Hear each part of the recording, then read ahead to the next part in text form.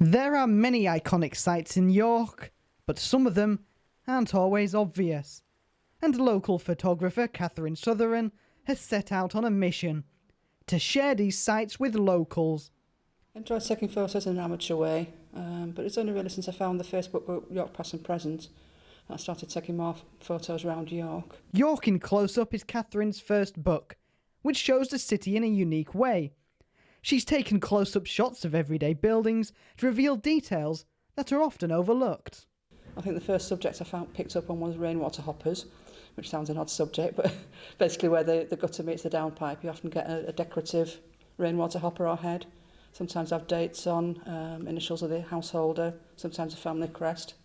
And quite an interesting variety. I've seen one with elephants on, you know. So I was posting those and various other subjects like clocks and doorways and fire insurance plaques, which there's actually quite a few still around York, which is nice.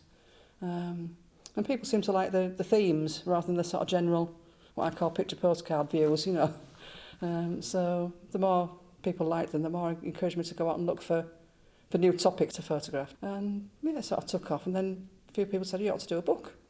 So about a year later, it's come together, basically self-published.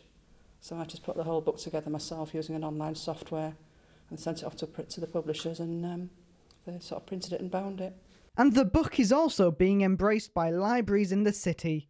It's important for us at Explore to work with local authors because part of our strategic objectives are to share the joy of reading, and along with sharing the joy of reading, we want people to be able to write creatively and about the local area.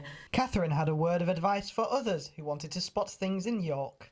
Definitely look up, you know, spend a bit of time above the shop windows, you know, just go out either early morning, late afternoon, weekends when it's not so busy. Find a nice wall or window to lean against and just look up and see what you see. You know, I'm still seeing new things. You take the time to just stop and look around you. Perhaps when you're next in town, you'll spot something new.